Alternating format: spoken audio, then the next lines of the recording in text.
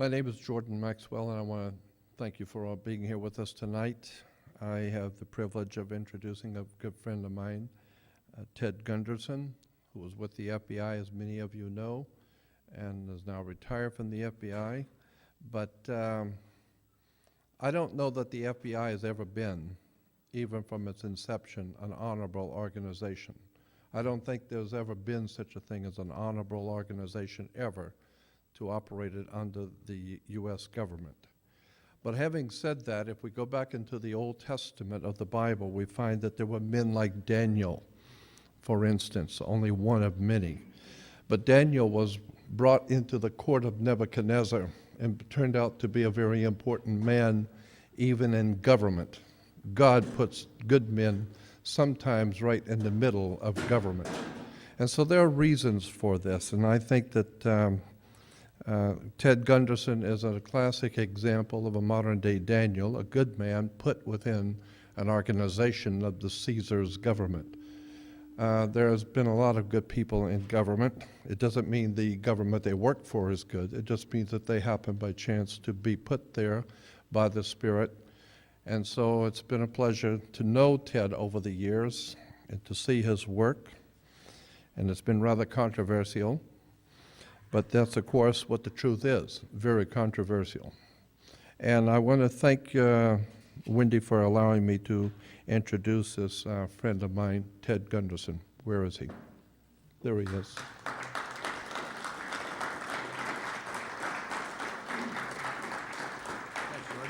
Thank you. Thanks, partner. Pleasure to be here. I want you to know that this is from the old FBI, not the new FBI. Huh? Full-blooded Italian, full-blooded Indian, whichever direction you want to go with it. I hope everybody has a copy of a memo that I wrote just the other day, new information about the weapon that I think is going to be used by the terrorists in the next attack, and it's called, Could This Be the Terrorist's Next Weapon? Does anybody doesn't have a copy of that? Okay, be sure to get a copy at the table.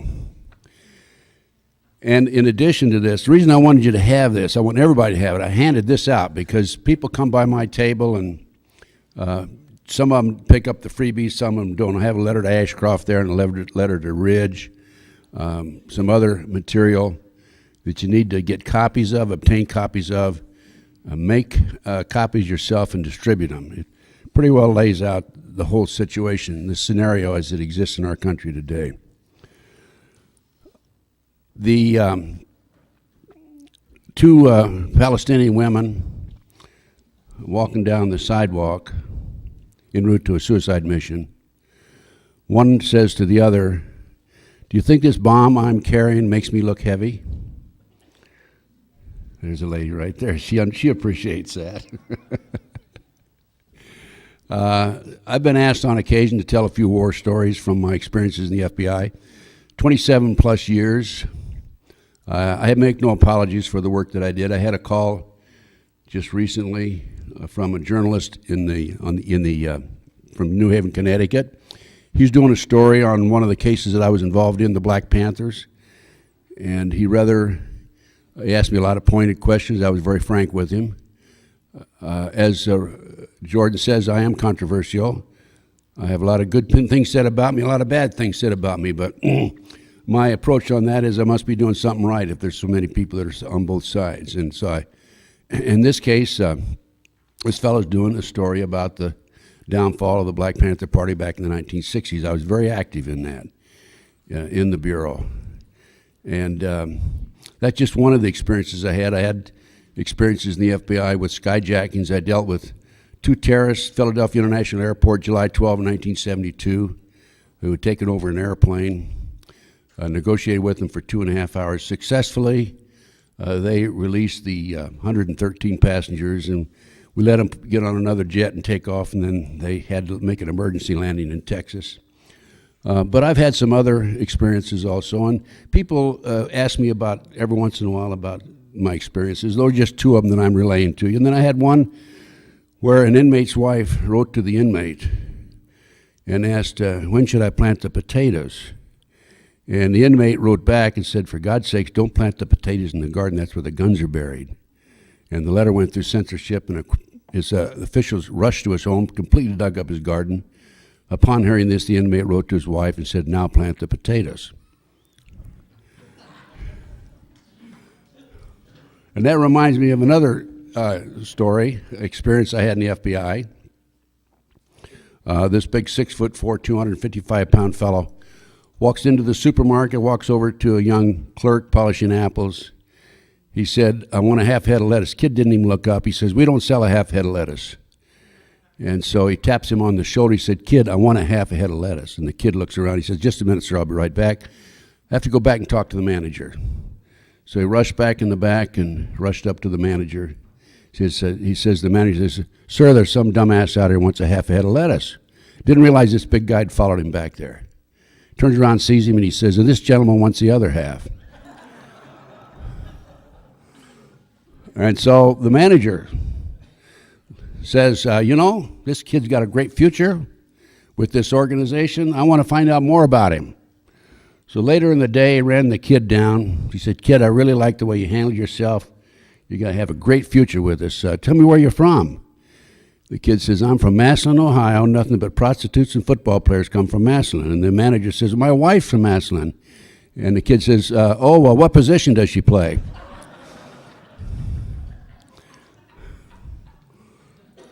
I had other experiences too, but I think that's enough for today, okay?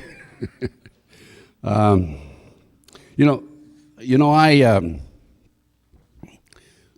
entered the FBI in 1951, December 10, 1951. I was surprised I got in because I was 22 years old when I applied. You had to be 25, and you had to have 2 or 3 years experience in a supervisory capacity or have a law degree or accounting degree and so forth. I had some accounting background. You would know it if you looked at my checkbook today.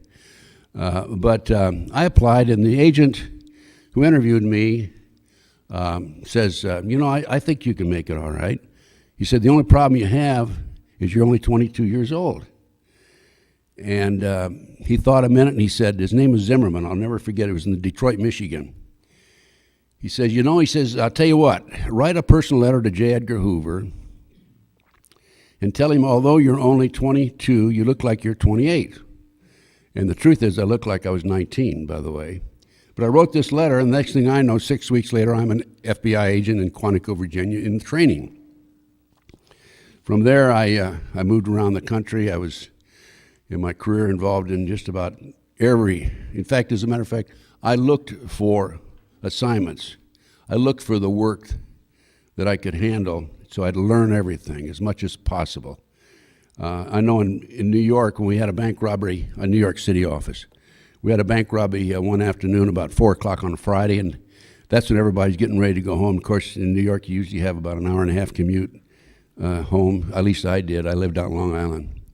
And the guys are all running for the men's room and getting in the stalls and putting their feet up so you can't see if you look under to avoid going to the bank robbery. I was out there. I wanted to go. I wanted to learn about it. And that's the way I've been all my life. And thank goodness I am, and thank goodness I had that approach, because when I left the FBI in March of 1979, I rose up through the ranks. I was in charge of the Los Angeles Bureau. I had over 700 personnel under my command, $22 million budget. And then I went out, and up to that point, we had 164 categories which we investigated. And if something came in that fell in those 164 categories, we investigated. If it didn't, we put it in what we called the zero file. So in other words, everything was departmentalized, categorized. But when I got out of the FBI in 1979, I started doing my own research. And that's when the lights went on. And it went on particularly the first major investigation I had. And that was the Dr. Jeffrey R. McDonald case. It's spelled MacDonald. Dr. McDonald, former Green Beret captain, had been convicted in August of 1979. I'd been out like 6 months of the murder of his wife and 2 children at Fort Bragg. 2.5 and 5.5-year-old children. Wife was pregnant. And some of his friends came to me, doctor friends, and said, "Will you investigate the case?" And I said, "Yes, I will. I will, as long as I believe in his innocence, I'll continue to work the case indefinitely." And I'm still working the case. The man is absolutely innocent. Once you become involved in a major investigation like this, you have to sit down and read everything, and there was a 6-week trial, and you have to analyze it, and you have to decide which direction you're going to go, of course. And I have pretty good instincts when I become involved in these cases. I said to myself right away, immediately, I have an idea, I have a feeling there's drugs involved here. And so once I get into the case, start investigating it, I ended up October the 25th, 1980, I ended up with a confession from a girl named Helena Stokely. Now this case has been the subject of a major investigation and 2 books and a movie. And it's called Fatal Vision, if you happen to recall it. So within 10 months, as I said, I had this confession from Helena Stokely. She was the girl, if you know the case, in the floppy white hat. She was the girl who Jeff McDonald said at the time he was fighting off his assailants, a black male, 2 white males, and Helena, when he was laying on the couch in the living room. She was chanting, "Acid is groovy, kill the pigs. Acid is groovy, kill the pigs." So Helena gives me this confession. I have it, by the way, I have a videotape of a confession from her. I don't have it with me tonight, but you can order it. I don't think it's even on my order blank, so I have to update my order blank. But I have this confession on audio tape. And long story short, I had 3 sessions with her, a total of about 30 days. And we just went right down the line. And what we ended up having in this case was huge, major cover-up. This was a case that involved flying drugs in plastic bags in the body cavities of the dead GIs coming out of Southeast Asia in the 60s, late 60s, early 70s. Now, you're saying to me, "How do you know, Ted, just because some girl tells you that?" Well, if you want to do your own research, or if you want to buy some of my research, I have a summary on that case, by the way. This is written up, this technique of bringing the drugs in plastic bags in the body cavities. Time magazine, January 1, 1973. I was in the case, of course, in 1980, 81. That's when I broke it. So, the case today, and so I'm saying to myself, what's going on here? I mean, evidence was lost, stolen, destroyed. People are lying on the witness stand. What's going on here? And after I got the confession and developed more information, I realized it was a huge drug cover-up. And Helena Stokely, who gave me the confession, was a member of a satanic cult. And her cult was distributing these drugs up and down the East Coast. And Helena also told me that there were 7 people in the house that night who were involved in the murder, and she suspected that 2 of them were CID agents, Criminal Investigative Division, Department of the Army agents, who had infiltrated her cult, which I think is probably one of the major reasons for the cover-up, because can you imagine their own undercover people being involved in a triple murder? The liability there, and not only that, but the publicity. Cover-up, huge cover-up, absolutely no question about it. Evidence was lost, as I said, stolen, destroyed, altered, and the latest information on that case, okay, so that's the case that woke me up, right? And the latest information on that case, in 1997, the judge said we're going to do DNA tests based on motions filed by the criminal defense attorneys of Dr. McDonald's. And here we are, 2004, they still haven't done the DNA tests. And the judge also said, okay, we're going to examine 15 pieces of evidence, and only the prosecution can be present when the evidence envelopes are open. You want to guess what happened when the prosecution opened the evidence without the defense attorneys being present? 5 of them were empty. 5 of them were empty. How disgusting, how revolting. And I went public with this information. I was on radio, TV, and people came out of the woodwork from all parts of the country and started talking to me about satanic cults. This is what's behind the evil in this country today, in the government, at virtually every level of the government, virtually every level of society. These people, Illuminati / satanic cults, have infiltrated our society, particularly in the government, federal government, city, county, state. I have statements. I have phone calls. I have people coming from all parts of the country talking to me, trying to give me information. I have so much information on this. I have so many people demanding my time, and I can't handle it all. I'm basically the Lone Ranger. I operate by myself. I've tried to operate with other people. It doesn't seem to work out because the government puts too many people in my presence, plants people on me, okay. And I'm the Lone Ranger. I just can't handle it all. I can't possibly handle it all. I don't have Tonto working with me. So that's it. But I'm doing the best I can. And one of my goals, about the only thing I can do, because I do have this inside information, this basic information about corruption in our society and what's behind it. One of my goals is to come out and educate as many people as possible. And that's why I'm here. That's why I'm here talking to you. That's why Wendy's had me back a number of times. Jordan is in the same position I'm in. He's educating as many people as possible also. And I urge you to get as much of my material as you can afford and make copies and distribute it to your friends. This is a nickel and dime business for me.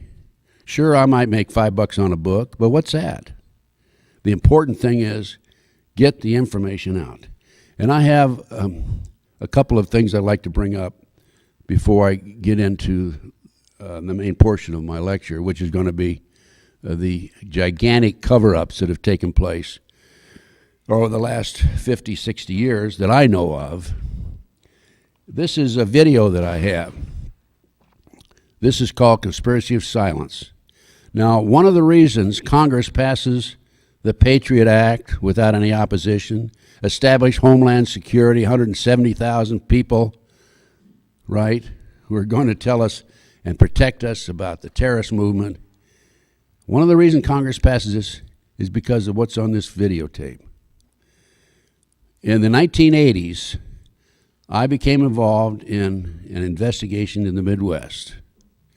It's called the Franklin Cover-Up. John DeCamp, a prominent attorney there and good friend, who is a former state senator, he didn't call me, one of his friends called me, said, you got to come back here because the last investigator that was working with us, Gary Curadori, died in an airplane crash. By the way, that's one of their favorite ways of getting rid of you. Airplane crashes, automobile accidents, heart attacks, cancer, and so forth.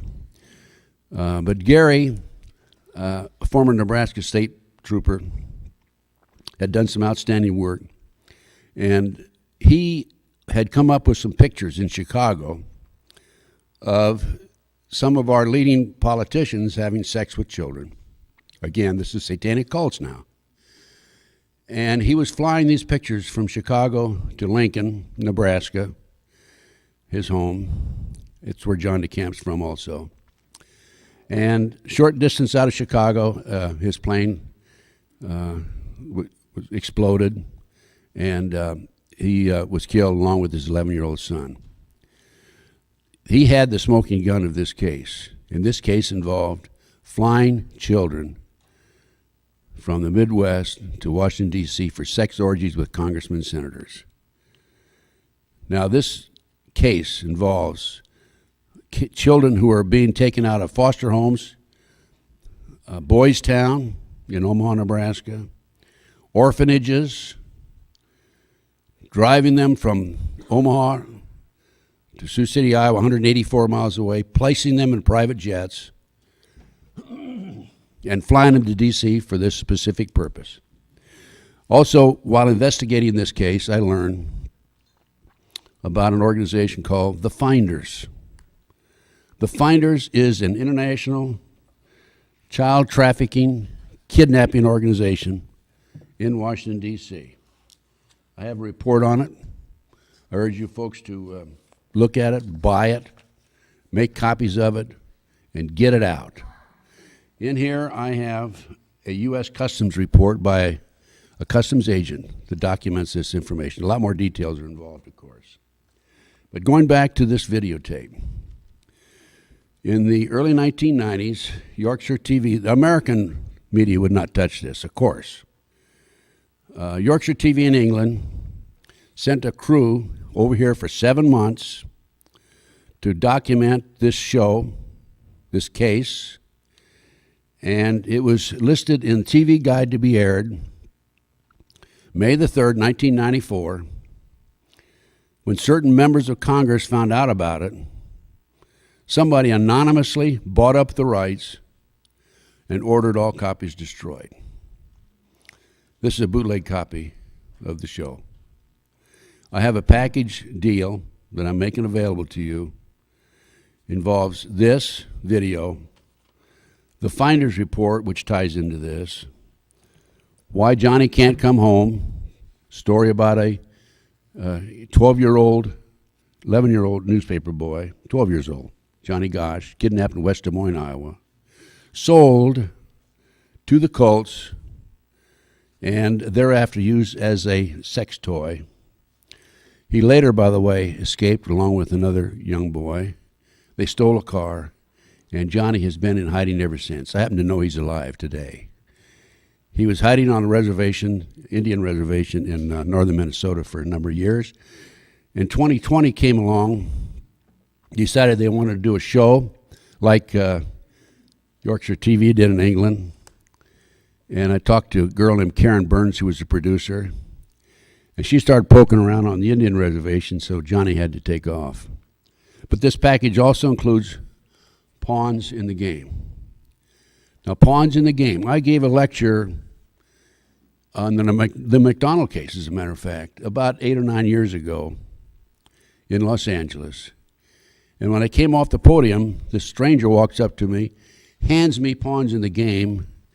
He says, "Ted, this is what it's all about. Read it. This is what it's all about.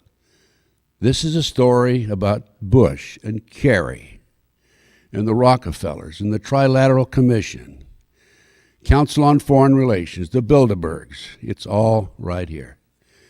And it's all about the Illuminati. The Illuminati was established back in the 17th century.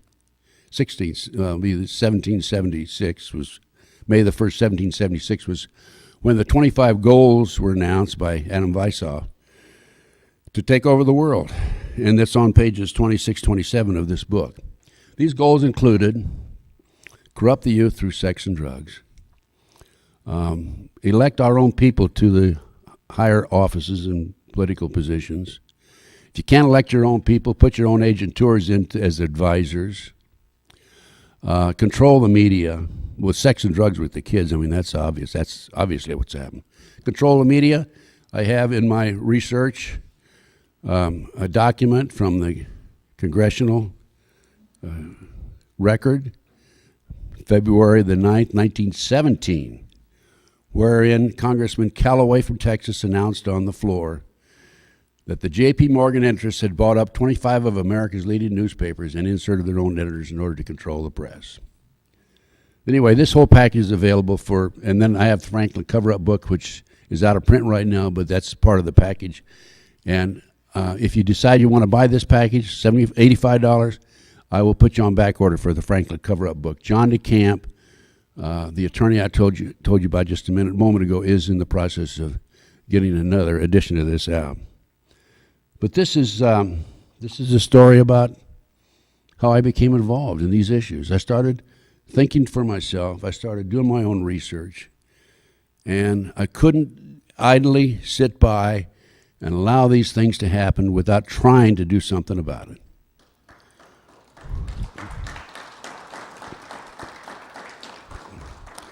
Now, that brings me up to, that was a pretty long introduction. I was going to talk about terrorism tonight, right? Okay, that brings me up to terrorism. And I've told you what's going on, and I've told you why it's going on, and I've told you how they're framing the congressmen, the senators, sex and drugs. These men are despicable, absolutely despicable in Washington, the ones that we sent back there. But when you look back, go back to December 7, 1941. I've talked to a naval intelligence officer, he's dead now, who on December the 4th was in Washington, D.C., and he was the one who received the notice that we had broken the Japanese code and the Japanese were going to attack Pearl Harbor. He sent that notice, he gave it notice to his superior officer, and he never heard anything more about it afterwards, until after World War II. Congress started investigating it. They handed him a subpoena. His superior officer said, don't even bother to go.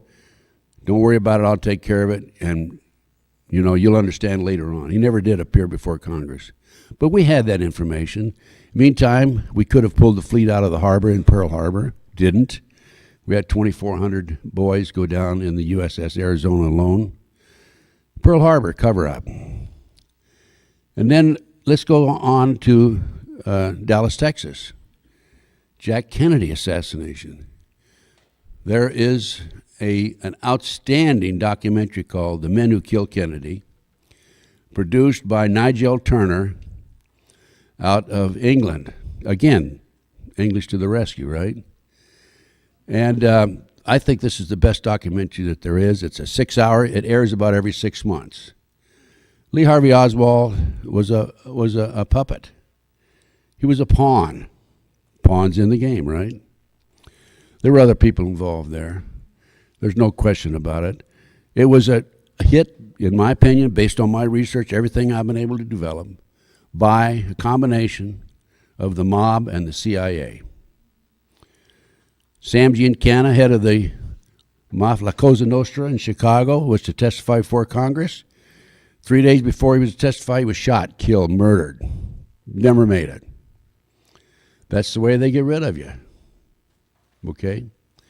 So, from there, no question, a cover-up.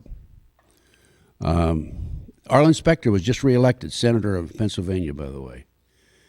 That man is unbelievable. He's the one on the Warren Commission who had the magic bullet theory.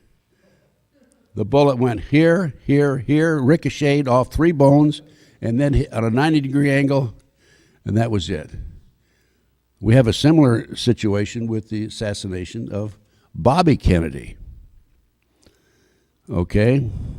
Anyway, Arlen Specter was just reelected. I have 2 sons that live in Pennsylvania. That's one of the first questions I asked. And he's back in Congress again. Bobby Kennedy. There were more bullet holes in the walls, the doors, 11 of them, than Saran's gun could hold. Saran's gun would only hold 8 bullets. Now, Daryl Gates, chief of police, LAPD at the time, now retired. Daryl Gates has a book out. I happened to pick it up the other day in a used bookstore, $10. That's about what it's worth as far as I'm concerned. And I think I spent $2 for it. I'm not sure. Anyway, he gives the same dissertation, basically, that Arlen Specter does on Jack Kennedy. Explains how this could happen, that could happen, and there were still only 8 bullets, but, so what? For your information, the LAPD is just another branch of the CIA, as far as I'm concerned. Okay? Wait till I tell you. I'll tell you a little story about these people. I have absolute proof that the night that Bobby Kennedy was murdered, because he was going to be the next president of the United States, there were 8 LAPD officers there, all of whom have ties or had ties to the CIA. Absolutely no question about it. Now, before I go on to some more cover-ups, let me give you a little bit about a recent experience I had with the LAPD. They're no better than a corrupt FBI as far as I'm concerned. I'm telling you, these people have infiltrated LAPD, FBI, these other police departments. Philadelphia Police, I talked to a friend back there, same situation. The Christians in the Philadelphia Police Department are not being given promotions. They're promoting everybody but the Christians. When they find out you're a Christian, they don't promote you. I have this from a good source. So recently, I'm in and out of LA regularly, by the way. And last fall, I was at my daughter's apartment. She was on the East Coast. I was staying there doing some work. And about 10:15 a.m., I was standing next to the window. It was shot out. Window was shot out. And then, after that, of course, I made a police report on it. And then I started receiving some threatening phone calls, which I've been receiving for 25 years, by the way. And the third phone call at my daughter's apartment mentioned her by name.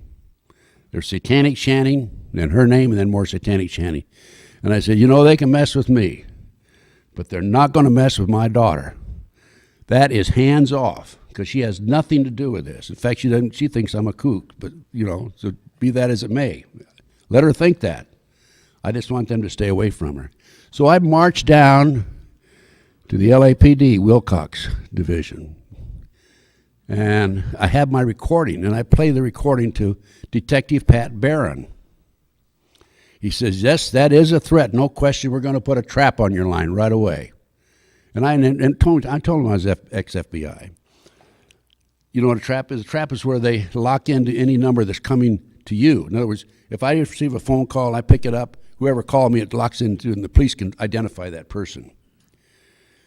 So I said, great. Now, I go home to my daughter's apartment, receive a call from a police officer who's in charge of this division. And he says, just want to confirm we're going to put a trap on your line. And I'm thinking to myself, this wasn't too smart because my telephone line is probably being tapped. But anyways, so be it. They put the trap on the line. I received 7 more threatening phone calls. And I'm saying, good, let's have 7 more, and let's have 7 more after that, because we're going to find out who these people are who have been calling me for 25 years. And I go back to Las Vegas, my home. I call Pat Barron, Ted Gunderson. Ted who? Gunderson. Ted who? Gunderson. Don't you remember me? No, I don't remember you. Trap, telephone trap, remember? What trap? Yes, telephone trap on my line, my daughter's line. I don't know what you're talking about. So I file a complaint with Internal Affairs.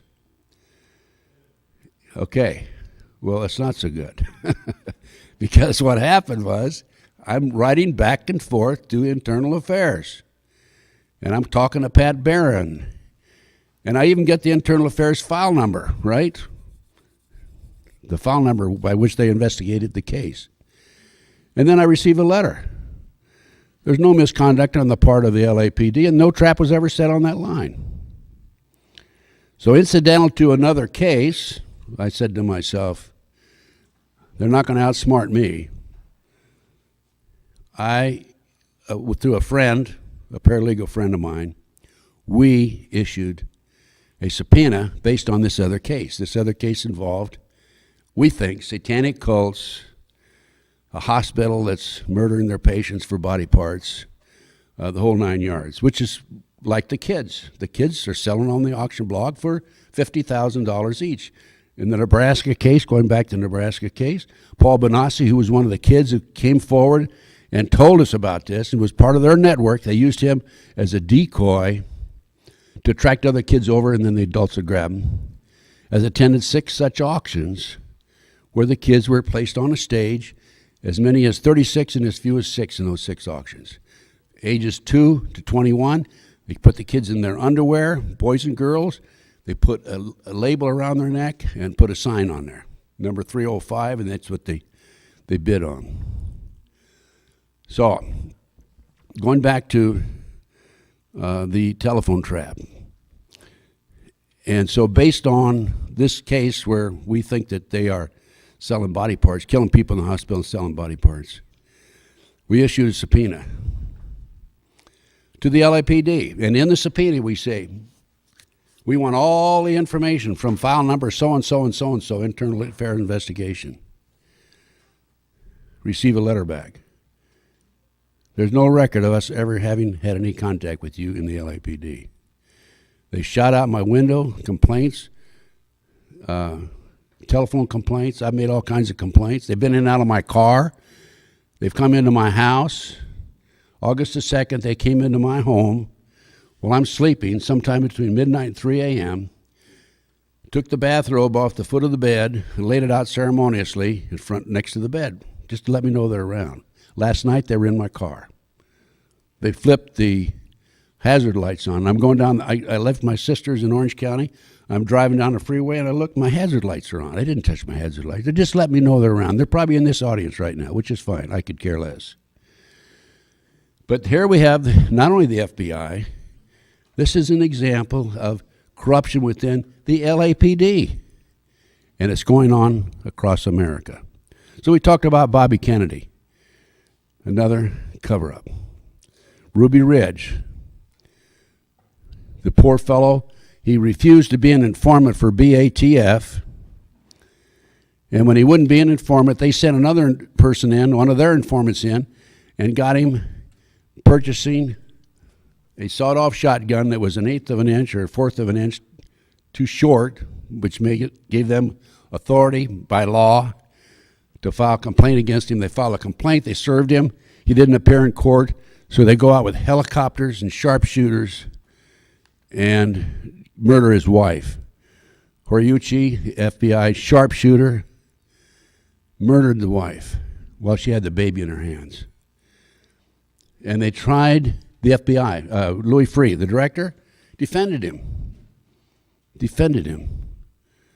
They tried to prosecute him for murder in Montana or Idaho, wherever, Ruby Ridge, Idaho it was. He got off of it. Horiuchi did. They tried Randy Weaver. Tried him for murder because one of the marshals was shot. Fortunately, he hired Jerry Spence, the famous lawyer from Wyoming, and he was able to get out of that. He's written a book about Ruby Ridge. Waco. That's another disgrace. There were 4 BATF agents murdered at Waco. A number of Branch Davidians are serving life in prison right now for the murder of these 4 BATF agents. I was recently asked by the American Free Press, by the way, if you don't take American Free Press, I encourage you to subscribe to it, to analyze that case. One of the things that I do is I'm able to, because of my experience and training, come in and reconstruct the crime scene. And the first thing you do in a crime scene is, if a gun is used, or a bow and arrow, I don't care what it is you have to determine the trajectory of the weapon. I had a case in Temecula, a Digman case. This involves naval intelligence. I'll tell you very briefly about that, and then I'm going to come back to Waco. And in this case, he was a captain, Marine Corps captain. He was chairman of a military committee at the Marine base in San Diego, looking into the trafficking of drugs in the U.S. Marines. He knew too much. He was murdered in his own home. And naval intelligence said suicide. Now, Captain Digman was left-handed. A left-handed person is going to commit suicide. You didn't think they would shoot from here to here. Entry, exit, no. It was, the bullet was entered here and exited here. He was laying back across the bed. There was blood transfer on the sheets. Blood transfer means that somebody moved the sheets or somebody moved the body or something, so the blood did not take a natural flow. And laying across the bed like this, entry here, exit here, the bullet should have gone through the wall up here, right? the bullet was back here, behind him. So what I did is I took a string and ran it from the ceiling down, and had he been sitting on the bed, which is what they claim happened, the trajectory of the bullet was 10 inches above his head. And I'm down there reconstructing it with naval intelligence officers. They'd already reconstructed it, of course, and come up with their conclusion. And they wanted to argue with me about, no, he shot himself, et cetera, et cetera, et cetera. Cover up naval intelligence, drugs, San Diego, Marine Corps. Okay, so let's go back to Waco now. I was asked to write an article and analyze the murder of the 4 BATF agents. And based on my research and analysis of the case, every one of the BATF agents was shot in the head. Now, those of you who have been in the military know right now what that means. We had a sniper pick them off. The Branch Davidians are running for their life from the fire. Maybe they did shoot, maybe they didn't shoot, but those Branch Davidians did not murder those BATF agents. One of them, the trajectory of the bullet was from up above, and there was a helicopter there, of course, down in through the lip and down into the cavity of the body. Do you know what? Researched it more, and all 4 of those BATF agents were bodyguards at one time for Bill Clinton. Isn't that interesting? So Willis Carto, who was the publisher of the American Free Press, asked me to do an article on it. I just finished it. I just sent it in. I don't know if he's going to print it or not, but we'll see if that comes out. Okay, we have Waco, World Trade Center 93, February 26, 1993. The FBI had an informant, Salam. He was commissioned by the terrorists. He was in with the terrorists, commissioned by the terrorists to put the car bomb together. He goes to his FBI superiors. We're going to use a dummy bomb, aren't we? They said, no, we're going to use a real bomb. So the FBI not only knew in advance, they furnished the ingredients for the bomb through him.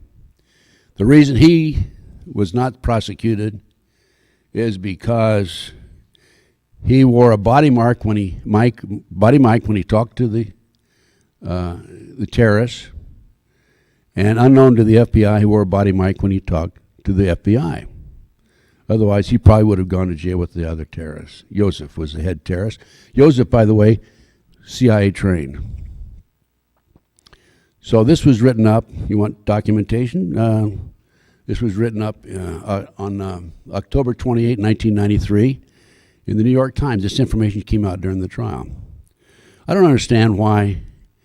I do understand. But Congress, somebody in Congress should say, what's going on here that the FBI furnished ingredients for a bomb, the World Trade Center? Fortunately, the car bomb was not parked where it should have been parked. When they brought it in to park it next to one of the support beams, another car was illegally parked there, so they had to put it elsewhere. But that, regardless, that explosion went 6 floors deep. And there were a number, I think there were six people killed, $1 million in damage. I forget the figures on that. But there were a lot of innocent people killed on that. No investigation to speak of. And then Oklahoma City, April the 19th, 1995. I personally made 2 trips to Oklahoma City out of my pocket. I'm famous for that, spending my own money for these things. And I have an inside investigator tell me that there were at least 11 other individuals involved in Oklahoma City besides McVeigh and Nichols. Jolly West, one of the foremost active MK Ultra CIA mind control experts, visited McVeigh when he was incarcerated in Oklahoma City and in Colorado. McVeigh was a patsy. He was a mind control victim, as far as I'm concerned, based on everything I've seen. The car bomb was not an ammonia nitrate bomb. First they said it was a 1,500-pound bomb, then they said 2,500, and then they finally got it up to 4,800. And I'm sure that the reason they kept increasing the weight of the bomb was because people were I'm sure the experts were saying, hey, a bomb 1,500 pounds wouldn't make that damage. That car bomb was actually a bomb that was developed by the government called an electrohydrodynamic gaseous fuel device. I'll call it a barometric bomb for short. It was developed by Hercules Manufacturing Company, Silicon Valley, for the U.S. government. The person who developed that bomb was Michael Riconosciuto, a good friend of mine. His father was CIA. They owned the Hercules Manufacturing in Hercules, California. And Michael told me that at the time of Oklahoma City, there were only 10 government scientists who knew how to put that bomb together. Now, General Parton came out with a theory that, about the car bomb and the conventional bombs on the inside. He and I were in difference over this situation, but he's right and I'm right, I think. What happened is the barometric bomb went off, followed 9 seconds later by a conventional bomb on the inside, and then there were 4 other bombs on the inside of Oklahoma City, conventional bombs, that did not explode. There was a defect somehow there.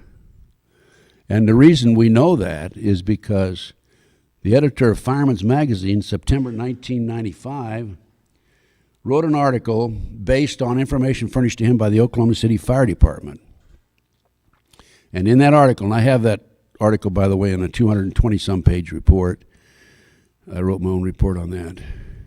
It states that the Oklahoma City Fire Department took 4 unexploded devices out of the Murrah building in Oklahoma City that day. I have a 6-hour video that has all the news broadcasts that afternoon from Oklahoma City. You only heard it for one afternoon. You didn't hear it afterwards. And a number of the announcers said, we're going to find out now who did this because they're bringing the unexploded bombs out, and one of them has U.S. Army stenciled on the side of it. This is all on the news, Now, on the barometric bomb, I researched through one of my colleagues the contract number for that bomb. Got it out of a science magazine. Wrote to the Picatinny Arsenal, New Jersey, where contracts are sent in connection with government work by private enterprise. And I gave them the contract number. I said, I want a copy of the contract. They wrote back and said, there's no such number here. There's no such contract here.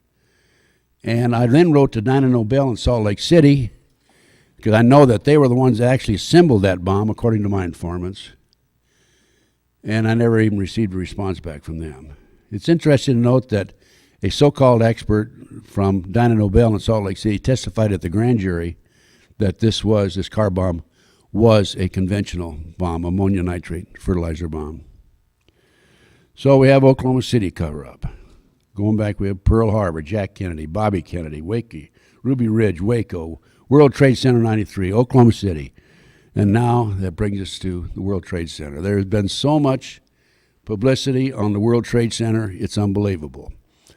But let me go back again to Mike Riconosciuto. Michael it was a government agent for some 20 years, worked for the agency, CIA.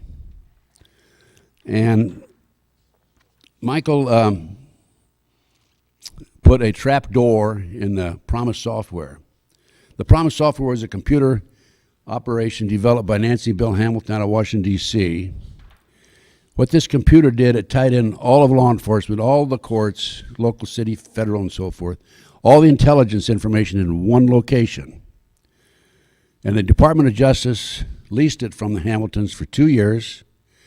At the end of 2 years, they refused to pay the $10 million that they owed to the Hamiltons. And the Hamiltons sued in bankruptcy court. They won, but the court said, hey, you're in the wrong court, you got to go to another court. Anyway, Michael, when he was with the agency, put a trap door in the Promise software.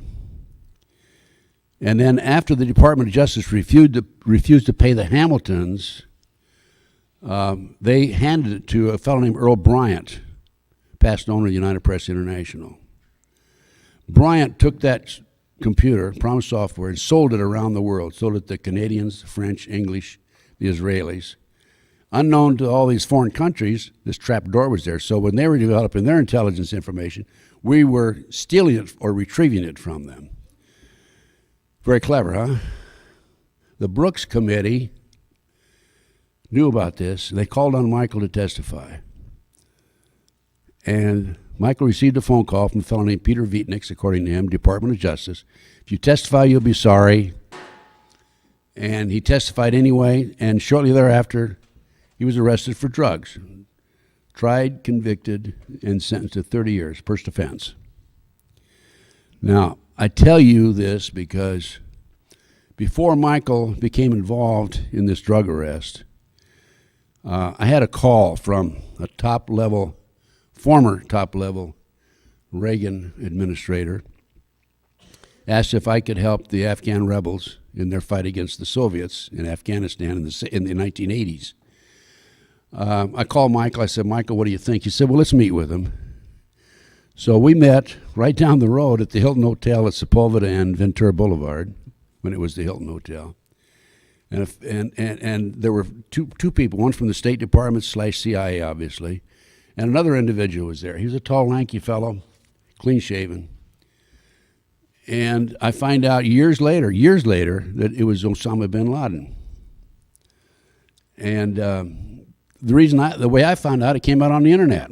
I didn't know who he was. He was traveling under the name of Tim Osman with a Turkish passport. Michael went on. I just introduced him and went about my way. But Michael went on and traveled all over the world and put this deal together and was responsible for the surface-to-air missiles that defeated the Soviets. And I walked from it. But my point is that Michael, in dealing with the Arabs, developed contacts on the inside. Michael, in spite of the fact that he's in prison, was able to develop additional information because he has relatives also in the Middle East. And for a year, now Michael was tried and convicted in the early 90s. For a year prior to 911, I tried to get in to see Michael. I'm his, quote, investigator of record. And investigator of records and attorneys representing individuals who are incarcerated have the privilege of going in and talking to them, in reasonable hours. You don't have to go with the visitation hours. So I tried to get in to see Michael. They wouldn't let me in. I'm even in Philadelphia. Michael's in prison in northern Pennsylvania. And I couldn't get in. They refused. The Bureau of Prisons refused. Department of Justice refused. I finally got in to see Michael in January 2003. And Michael told me that he had developed information in January, February 2001, 6 months prior to 911, concerning the forthcoming attacks in the United States. His attorney, he tried to get the FBI to come interview him. They wouldn't. His attorney in Chicago wrote Colin Powell and said, I have a client who has information about forthcoming terrorist attacks. And as a result of that, they sent an FBI agent, Keith Kutry, in to interview Michael on March the 20th, 2001, 6 months prior to 911. At that time, Michael gave Agent Kutry information about terrorist attacks. Now, I have a report. This report's available to you folks, by the way, in the back there. I have a 50-page report, sells for $10, and a 100-page report that sells for $20. At that time, Michael told Agent Kutry, and I'll read from the report, and gave him the identity of the person in the United States who was coordinating forthcoming attacks, who lived in Paterson, New Jersey, gave him information about Soviet-made shoulder-fired missiles in the United States. It's on page 2 of the report, by the way. Was coordinating forthcoming skyjackings, was coordinating bombings and espionage, knew the identity of sleepers in the United States and overseas. He also furnished Agent Kutry information on a false identification ring out of Montreal, Canada, and New Jersey, and said he would furnish the exact false IDs of 30 terrorists who had been chosen for action inside the United States. 30 terrorists, not 20. 6 airplanes, not 4, by the way. Michael gave him this information March the 20th.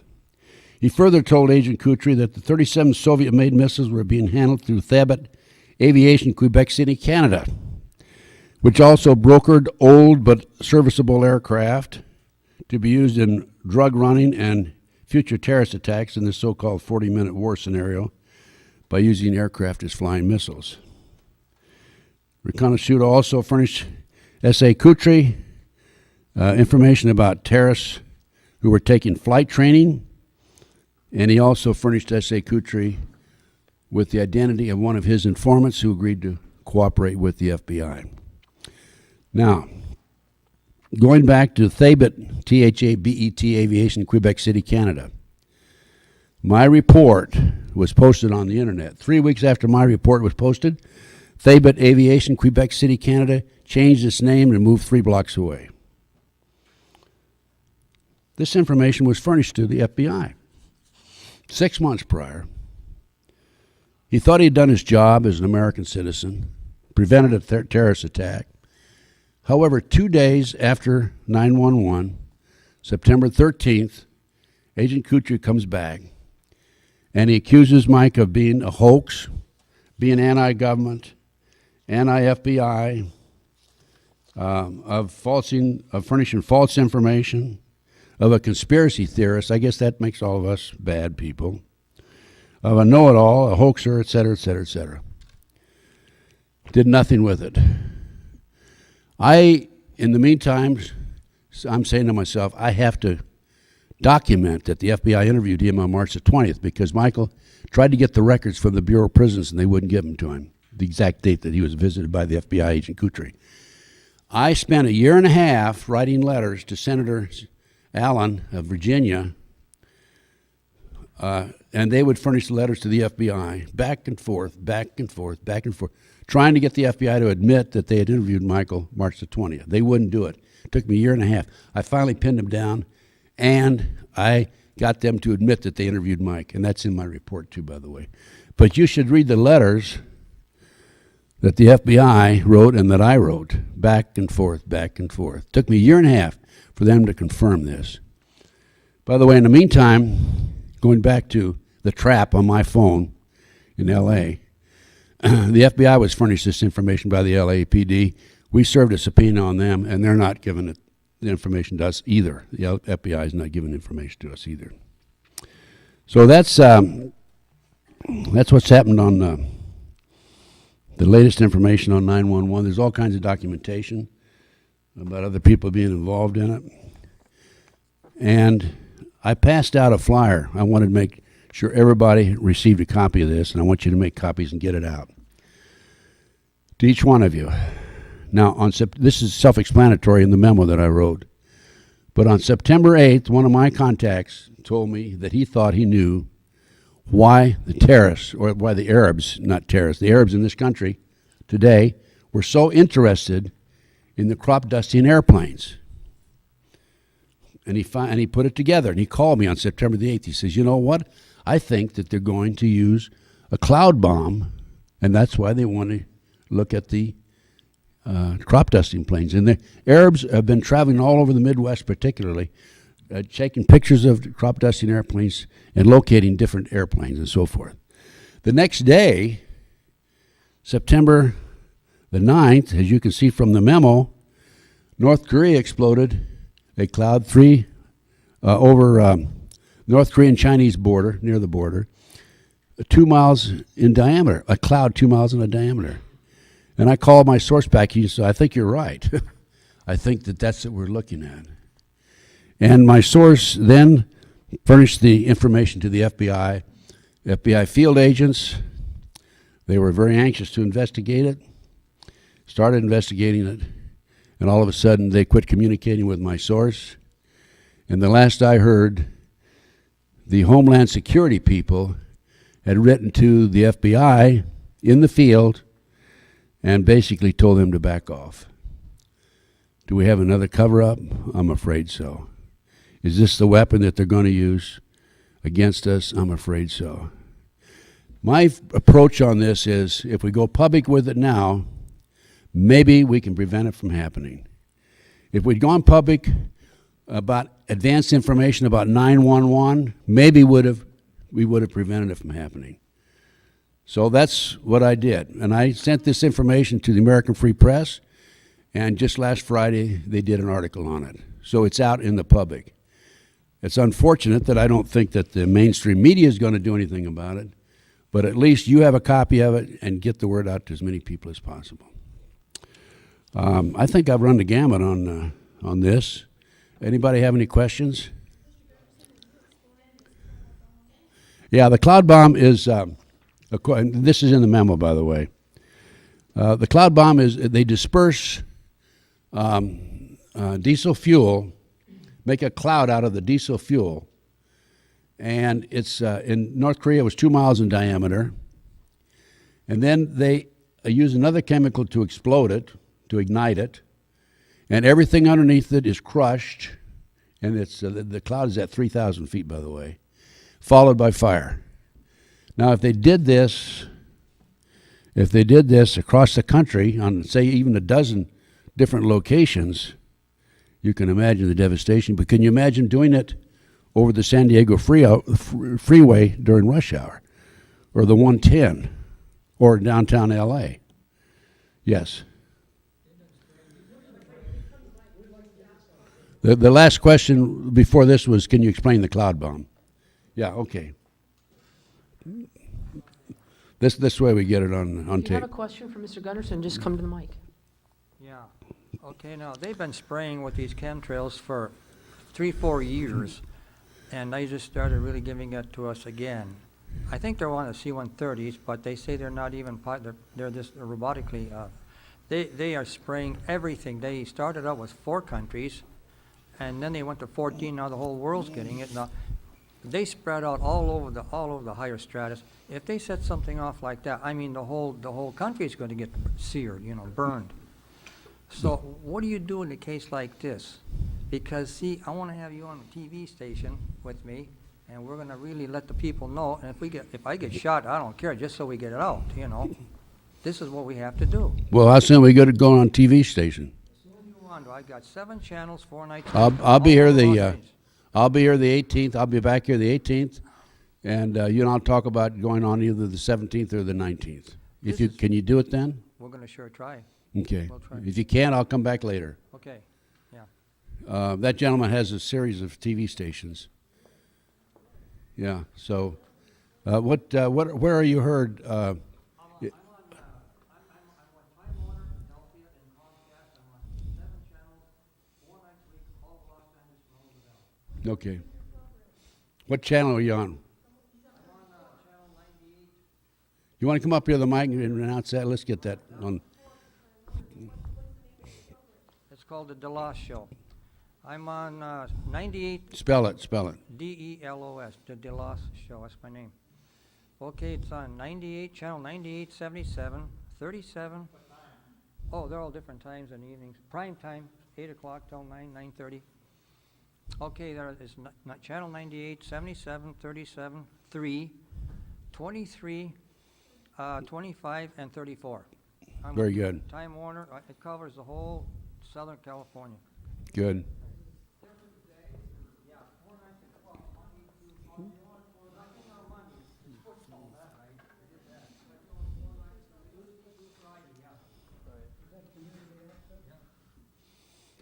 Yes, sir.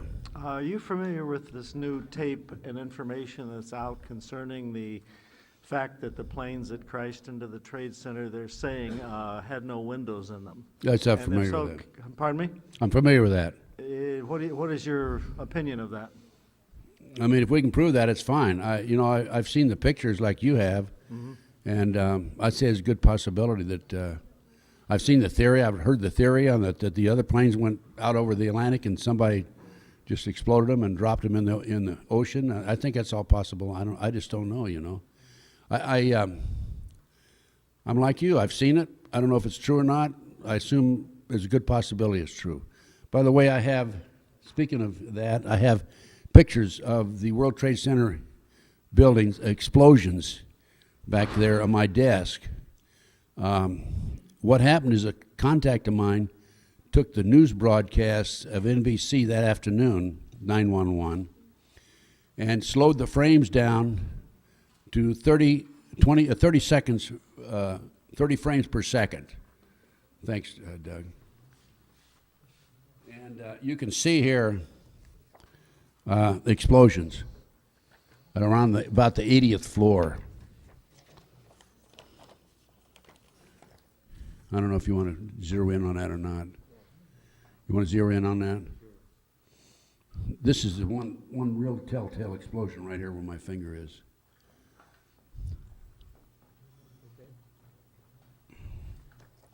And there's a set of 4 pictures with 4. Well, there's 4 on 3 pages. That's 12, 30, 14 pictures altogether. And these are slowed down, not 30 frames per second. So that's where you can see the explosion.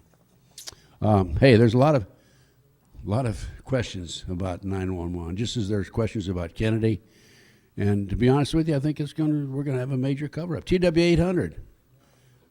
I mean, there were 100 people on the shore that night who saw a missile hit TW-800.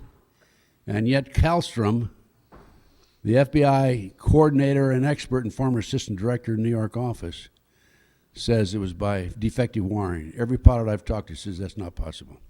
Right. Another cover-up. They're masters at it. Any other questions? Yes, sir.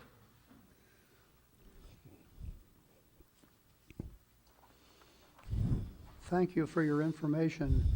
Could you explain the fact that in Oklahoma City, they began to clear the debris out from the building within the next day, and the same company pulled the same thing at the World Trade Centers, and I've only seen that mentioned one time. Could you explain that? That's true. Well, it's part of I would say it's part of the cover-up, part of the same company cleared up both facilities, Oklahoma City and the World Trade Center. It explains itself. But and then another interesting facet to that, I had 2 members of the defense team for McVeigh contact me because of the work that I had done on Oklahoma City and my report. I sent my report to the defense team, and they came out and interviewed me for 4.5 hours. And they told me that they went on the property after the bombing to gather dirt soils and samples, because from the dirt you can tell, from the taggants, from the bombs, you can tell who manufactured the bombs. You can trace the bombs. It's like your fingerprints. And the marshal accompanied them, wouldn't let them pick up anything. All they could do is walk around and look at it. Okay, any other questions? Thank you. Thank you, sir. Ted, I'm glad you brought up about the Oklahoma bombing, because after I left Las Vegas, I moved to Denver to investigate the Columbine massacre, and one of our conferences, we had an all-day, all-weekend event, and one was a nuclear engineer who had retired, and he went down and met with General Parton, and he gave testimony at the grand jury investigation in Oklahoma City, and he said he took a 5-gallon bucket, because he said it was amazing where they had all this rubble from Oklahoma Murrah building. They had barbed wire around there and guards. He said, why would they have guards at a place like that? So he was able to persuade one of the guards to give him rubble in that 5-gallon. He said, it has the blueprint. It was an atomic explosion, which ties in what we were talking about, probably a barometric bomb. But he said that will be there for the next 20,000 years or longer. But he said that it's just amazing that a scientist like him could get that kind of evidence, but we never saw it in the papers. Well, has he done? Has he gone public with it? Oh yes, we got him on video giving his testimony to us. Who did he give the testimony to? To our group, we had a conference that weekend. In Colorado? Yes, in Denver, yeah. Yeah, no, typical. When they hauled it off, they put it behind a fence and nobody could get to it. The rubble and the dirt. Yes, sir. You have a question? I understand that, is it General Parton? Yeah, General Parton. General Parton did some calculations on that epicenter of that bomb and the pressures that were involved as it moved away, which is, I guess they drop off at 1 over d squared or d cubed, I'm not sure. Right. And so when you got out to the end there wasn't much pressure, and yet those big columns went down. Was his testimony or his information allowed in? No, I don't think anybody paid any attention to him. Yeah, but they didn't do anything with it. So it was effectively cut out from the Didn't investigation. do anything. I think Parton was right and I was right. Initially, So- Parton said that there was no barometric bomb, but there was a barometric bomb, number one, and then it was followed 9 seconds by a conventional bomb, which blew the rebar also outward, which indicated the bomb was from the inside. Thank you. And then, as I said, there were four other conventional bombs that were taken out of there, according to this magazine. Yes. Hi, Ted. When you mentioned earlier at Flight 800, who of any importance might have been on that airplane? I'd heard that there might have been a couple of detectives from Arkansas on there, weren't there, Doug? Yeah. I also heard, Huh? They were going to Paris, I heard. England? Yeah. And also, somebody told me that it was John Birch. John who? John Birch? I don't know. It was a massive cover-up. Who knows what was on this? Ed Saunders, I think that's his name. He and his wife got one of the people on the inside to give him a cloth sample, which they had analyzed, which established that it was an explosive device. And then the government prosecuted them and put them in jail. Carol Howe, Oklahoma City, was a BATF informant. And she came forward and told about the fact that she had given them advance information. They prosecuted her. Fortunately, she was acquitted. They planned to prosecute me back in the 80s. I was one day away from being indicted by a grand jury in Dallas. And it didn't work. And then, listen a minute, Doug. And then when that didn't work, I had several occasions when gunmen were waiting for me. And then when that didn't work, the government put a girl named Pam Fawcett on me, tried to set me up and frame me on a drug deal, and that didn't work. Now they've got a guy named Stu Webb out there, who's an FBI informant, putting disinformation about me on the internet. When I said earlier in my lecture, good and bad information, well, he's the guy that's putting most of the disinformation now. And very frankly, as a result of, it's worked. As a result of his negative information about me, I receive very few lecture requests anymore. People are afraid of me. They think I'm an FBI informant or whatever, Doug, I'm not an And FBI informant.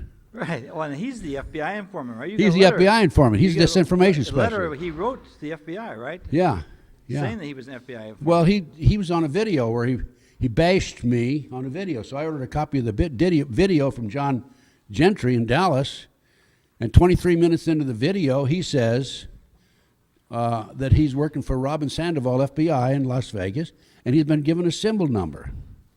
Now, a symbol number to the average person doesn't mean anything, but to me, it means the FBI gave him a symbol number, so when they attribute information to him in a report, it does not identify him as the source. I took this video, I watched it on my couch. I said, I can't believe that he said that, because that's what I needed. That's the smoking gun for me to prove he's an informant. I took this video and made copies and sent it about 10 days later after I saw it. Sent it to a couple of friends of mine. They called back and said, there's nothing in there about him being given a symbol number. I said, what? So I got the video down and I ran it again, and it's not there. It was gone. Which means somebody came into my apartment and put another videotape in there and took the other one. My apartment's like Grand Central Station. I mean, and I've had so many people plant it on me, I feel like I'm the Garden of Eden. I'm serious. I mean, they were in my car last night. Put the blinker lights on when I got on the freeway this morning. Here's my flashlights going on. I wish these guys would quit playing with me, but I just, I don't pay attention to them. They monitor me through my TV screen. That's how they knew that I had identified Stu Webb as an informant, because they were there watching me when I was watching the video. This is a tech, and I've confirmed this, by the way, that they have the capability of doing this. And you're telling me that they couldn't keep track of 20 or 30 terrorists, and they're keeping track of me? They got me covered like a blanket, right? That 20 or 30 terrorists, they're going to steal airplanes? I don't believe that. That's not possible. They knew in advance. And as far as I'm concerned, they're part of the people in our government are a part of it. And the whole answer is pawns in the game. Illuminati take over the world. One world order, new world government. Okay, question. And of course, the Christians, 2 days ago, the goose stepped to the ballot box and Heil Hitler to Bush, right? Well, I'm getting sick and tired of hearing the radio and TV commentators say that the evangelical Christians elected George Bush, who was a Christian, a born-again Christian. Skull and bones Satanist is what he is. I heard him on. I saw him on TV. What's the most? Who's been the most influenced in your whole life? The one person most influenced in your whole life? He said, Jesus Christ. That hypocritical, lying, sneaking rat. Pedophile. He's a pedophile. He was the kids in Nebraska, identified him as having sex with children. He and his father and Ronnie Reagan. I'm sorry to burst your balloon on Ronnie Reagan. These people are dirtbags. They're Satanists. They're trash. And it's the war against, it's a spiritual war. Good versus bad. Good versus bad. That's all there is to it. It can not be defined any other way. I hope I didn't scare you folks from asking any more questions.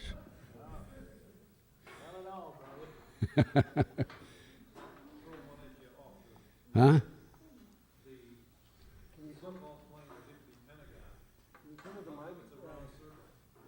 Yeah, the question is, the so-called plane hits Pentagon, how come it's a round circle? I don't know. There's a lot of questions unanswered. Any other questions? Okay, I guess that's it, folks. You can go home now. And thank you very much. Be sure to pick up my, one more question. Okay, don't go yet. I wanted to know what you felt about the book, the Transformation of America by Right. Kathy O'Brien and Mark Phillips. Yes. I have it documented from other sources. So I it's well documented from other sources. Okay, thank you. Yeah. That's it. There's more than the presidential models. There's thousands of them in America, as far as I'm concerned. Most of them have not come forward. Yes, another question. I have a curiosity question. What would the advantage would the government have with Waco and Oklahoma City? I just cannot figure where the government would want to do something like that, because I don't see where they got anything to gain. I can see Ruby Ridge. And things Well, I think in Waco, it was a BATF production to get more money on appropriations. Oh, okay, I agree to that. Yeah, okay. And what was the other one, 911 or? No, Oklahoma City. Oklahoma Yeah, City? Right. Oklahoma City, I think, was a prelude to Homeland Security and the Patriot Act. Oh, okay. Yeah, okay. Yeah. And they didn't get it passed right away. It was introduced. You remember? Oh, yeah, you're right about that. Yeah. I It was recall. introduced, and there was an article in USA Today, terrorists, No, yeah, I agree is with on a that. fast track. Yeah, Yeah. now that you bring it up, I do Yeah, agree with what you're saying. right. Yeah. Okay, another question here. When there's a crime scene and the police arrive, what is the first thing they usually do? Protect the scene. Right. And then they bring in the forensic experts and they take evidence, right? Photographs and evidence. Why wasn't that done at the World Trade Center? Because it's a cover-up. They don't want to. They don't want forensics. That was big. They don't want forensics.